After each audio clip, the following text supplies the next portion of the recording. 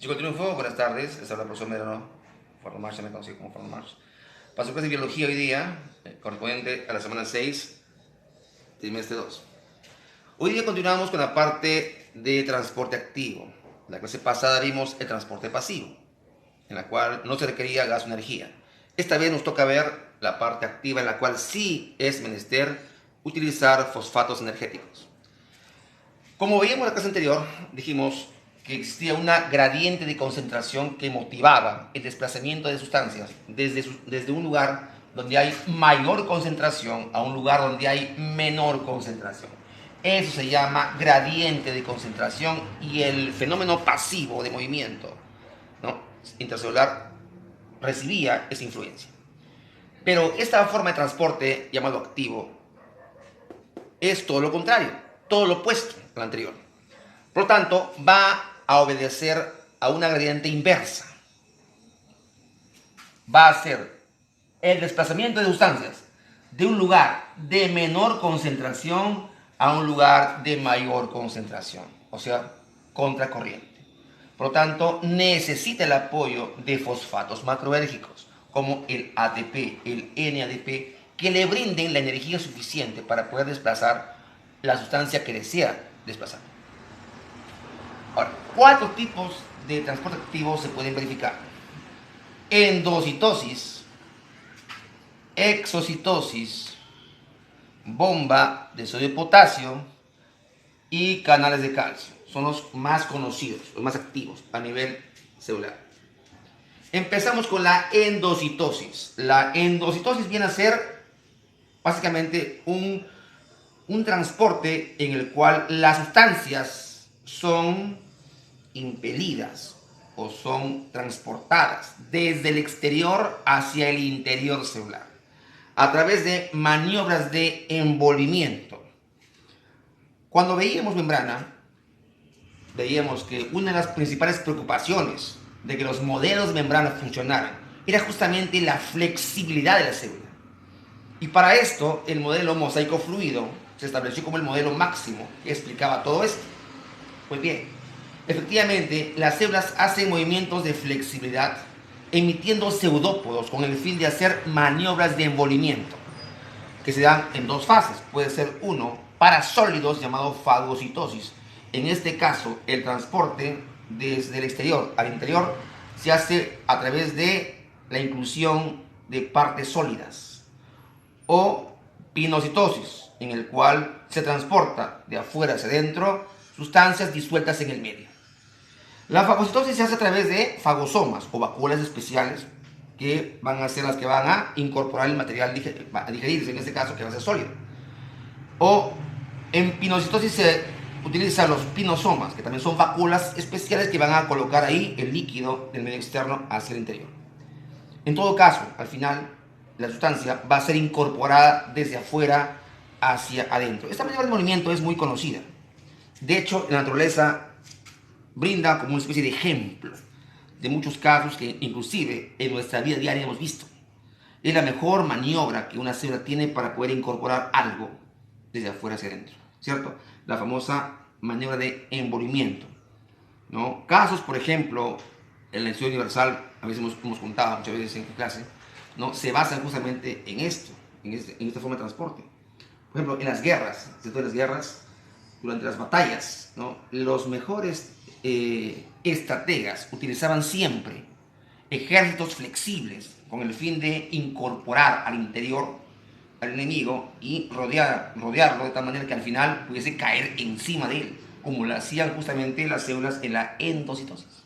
Por ejemplo, en la historia, la famosa batalla de Canas entre Aníbal y los generales romanos, ¿cierto? Él hizo maniobras de movimiento, al final los enemigos se colocaron en un núcleo central y luego con tenazas flexibles logró rodearlos, al final cayó encima de ellos y los derrotó. Igual pasó, por ejemplo, en la maniobra de Little Bighorn, ¿no? Los indios cayeron encima de Custer rodeándolo. Siempre las maniobras de movimiento han sido ejemplos básicos y claros de efectividad estratégica, como lo hace igualmente la célula, ¿cierto? Sigamos ahí. Lo opuesto sería la famosa exocitosis. En este caso, la célula busca eliminar sustancias del interior hacia el exterior. O sea, vomitar. Por esa razón se llama, a la exocitosis se llama vómito celular. Para este caso emplea dos tipos de mecanismos. Uno, por ejemplo, puede ser, si son eucariotas, o en este caso puede usar, ¿no?, vacuolas especiales que lleguen hasta la membrana y luego basen su contenido en el exterior, llamadas también de repente vacuolas pulsátiles, ¿no?, vacuolas contráctiles. O si no, utilizan, por ejemplo, el aparato de Golgi, que también tiene vesículas al final, en la cara trans, vesículas llamadas secretoras, que van siendo dispersadas hacia la parte exterior, se fusionan con la membrana celular y finalmente eliminan su contenido hacia el exterior. Todo esto se puede emplear. Una célula es ingeniosa, ¿no?, utiliza todo tipo de mecanismos para deshacerse de cosas que ya no quiere. Pueden ser, de repente, organelos que han sido eliminados, que han sido fagocitados, o excesos, por ejemplo, de líquido también. Pues todo esto, mayormente la célula ya no puede incorporar en la parte interna y busca la manera de eliminarlo. Igual, utiliza siempre energía y va en contra de gradientes de concentración. O sea que cualquier cuerpo entonces puede ser incorporado desde afuera hacia adentro mediante endocitosis, o si no, eliminado desde dentro hacia afuera mediante exocitosis. Son movimientos contrarios, opuestos, pero obedecen a la misma relación energética. La bomba de sodio y potasio, en cambio, es un sistema especial que muchas células tienen para poder equilibrar los iones de un lado hacia otro. Básicamente se da en las células musculares, en las células nerviosas, donde efectivamente ya vimos anteriormente que habían los llamados canales para iones, ¿te acuerdas? En la parte pasiva hablamos de ellos, justamente dijimos, hay una forma de difusión, ¿no?, iónica, en la cual en la membrana se abren canales para el paso simple de iones a través de ellos. Puede ser, en este caso, sodio, puede ser potasio. Bueno, vimos de que efectivamente podían abrirse los canales y el sodio, que era el catión exclusivamente, ¿no?, externo, o sea, el catión más abundante a nivel extracelular, podía ingresar desde el exterior al interior a través de esos canales. El potasio, que era el catión intracelular por antonomasia, al no querer establecer contacto con el sodio, podía igualmente abrir sus canales de potasio y salir del interior al exterior. De tal manera que al final el sodio abundara en la parte interna y el potasio, que era interno, abundara en la parte externa. Todo lo contrario a como normalmente se suele ver. Entonces, de ese modo, decíamos, se da la famosa despolarización de membrana, porque las cargas se han invertido. El sodio que estaba afuera ha pasado al interior, y el potasio, que era rey en el interior, ha pasado afuera.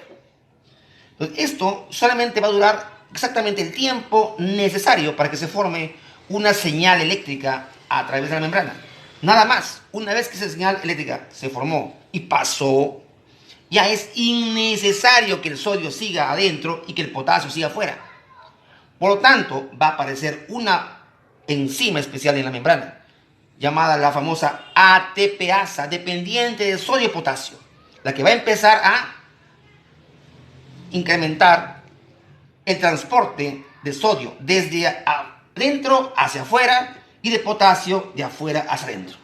De este modo se da lo que se llama la famosa repolarización de membrana, mediante la cual los iones que estaban alterados, ¿no?, en espacio, en ubicación, prácticamente se recomponen, se reacomodan, y así el sodio que estaba adentro vuelve a salir, ¿no?, hacia el exterior y se convierte otra vez en el catión extracelular más abundante, y el potasio que estaba afuera vuelve otra vez a ingresar y se convierte en el catión intracelular más abundante. La proporción es, por cada 2 potasios que son entronizados, 3 sodios salen al exterior. Esa es la proporción. De esa manera se utiliza ATP. Se usa aquí ATP, porque la enzima se llama ATPasa, dependiente de sodio y potasio. ¿Listo? Es la famosa bomba de sodio y potasio. Y la última forma de transporte sería el canal de calcio. Ya lo vimos ya. existen membranas, ¿no?, que están rodeando, en este caso, a la fibra muscular, que en realidad son retículos endoplasmáticos lisos, llamados también retículos sarcoplásmicos. Dentro de ese retículo encontramos bastante calcio, que es el ion, el catión esencial para el movimiento, para la contracción muscular, para la unión de actina con miosina. De este modo, gracias a este canal de calcio, que se abre cuando así requiere la unión de ambos proteínas, se permite justamente, ¿no?, el acoplamiento de ambos, actina con miosina, y se da la contracción o acortamiento de la fibra muscular. Porque sin calcio no habría eso. Ya vimos por qué, lo explicamos en su debido tiempo. Muy bien. Chicos, ahora continuando con el siguiente tema, ahora sí corresponde a la semana 7, la parte de genética, ¿cierto? La ciencia que hoy en día está en boga, la ciencia que tiene más proyección universal actualmente, en el siglo XXI, es la llamada genética. Nació en 1866. Su padre fue el sacerdote, ¿no?, Juan Gregorio Mendel, checoslovaco, que trabajó con fenotipos, trabajó con cuyes, cabeporcelus, o también con frijoles de colores, ¿no?, tipo chícharos, Pisa sativum. La genética es una ciencia que inicialmente Mendel la crea, pero que en los inicios no tuvo mayormente ningún tipo de, digamos, de fama, o se podría decir así, no tuvo aceptación.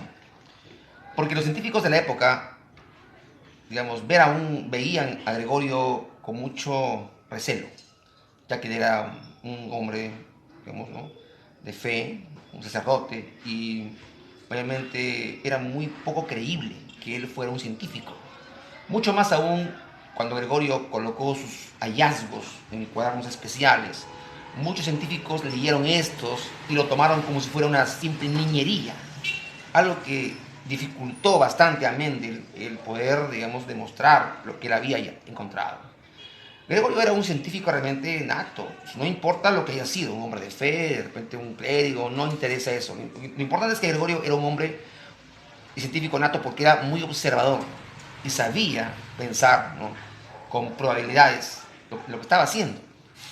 Él siempre encontró, digamos, la manera de poder manipular fenotipos puros para así encontrar finalmente una respuesta concreta y leyes que fueran naturalmente ciertas. La genética estudia la herencia y la variación. La herencia es la capacidad que tenemos todos de poder darle algún tipo de rasgo imperante en nosotros a nuestra descendencia, a los futuros seres que salen de nosotros, ¿cierto? Esa capacidad de poder transmitir algún tipo de carácter nuestro a los hijos, nietos, bisnietos y así sucesivamente. La variación es un accidente que pasa justamente en ese proceso, en el cual algún carácter que siempre es determinante puede cambiar profundamente en su expresión y crear nuevas líneas que salen a partir de una línea única.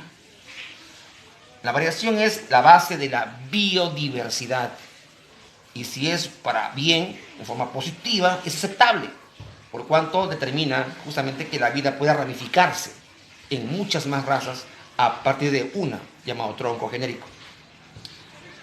Juan Gregorio Mendel estableció 3 leyes principales, de las cuales derivan todos los demás estudios modernos hoy en día, en 1866. Pero lamentablemente, como fue recibido con recelo, sus obras casi no se difundieron mucho, aparte de un manuscrito que él había editado con sus propios erarios. Y los científicos básicamente hicieron caso omiso a esto. Así que Mendel, lamentablemente, con el dolor de su corazón, después de ser despectivamente tratado, por cuando inclusive los miembros clérigos se opusieron a sus estudios, por motivos que ya veremos, Mendel tuvo que abandonar todo en 1868. Finalmente Mendel, 20 años más tarde, muere, fallece en el año 1888, sin ningún tipo de reconocimiento de lo que había logrado. De este modo, Mendel fue olvidado durante cerca de, se puede decir así, durante cerca de más de 20 años, ¿no? Recién en el año 1900, año en que Hugo de Vries realiza o publica un estudio sobre mutaciones genéticas basado en el libro que había publicado Mendel, es que se desata la controversia. De Vries prácticamente fue aclamado como si fuera él el creador de una nueva ciencia. Todos decían que él era el padre de la genética. Pero los científicos Correns y Sherman sabían bien que De Vries se había basado en el libro de Mendel. Por lo tanto, públicamente lo obligaron a rectificarse. Y de ese modo, los tres acordaron sacar a la luz recién la obra de Juan Gregorio Mendel.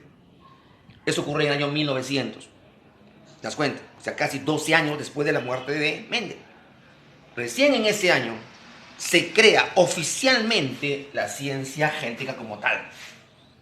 Si no hubiese habido el impasse de Vries, creo que eso no hubiese pasado. Que De Vries, con su estudio, era un estudio muy bueno sobre cómo es que los especímenes en la evolución mutan y originan nuevos especímenes. Lo que decimos acá, ¿no? La famosa variación, la famosa biodiversidad, pero se basaba justamente en estudios previos. O sea, no era cierto que De Vries había descubierto recién el fenómeno, que ya lo había descubierto el señor Mendel en los trabajos previos. Por lo tanto, Correns y Sherman hicieron básicamente la corrección de que tenía que darle crédito a Juan Gregorio Mendel. Y recién ahí todos quedaron de acuerdo que él había sido el padre de una ciencia nueva, la genética. Mendel nunca jamás utilizó el término gen. Gen es un término posterior. Fue creado por Johansen a partir de la palabra génesis, que significa origen. Gen, con ese término, se denomina a la unidad básica de herencia. Los genes son los portadores de ciertas características. Y en algunos casos pueden ser dominantes y en otros casos pueden ser recesivas. Hay dos tipos de genes, ¿no? Un gen dominante es el gen que se apropia básicamente de la manifestación. Es el que suele mayormente siempre extender su dominio hacia afuera, hacerse patente, ¿cierto? Que se puede ver, o sea, finalmente se puede expresar y siempre procura expresarse.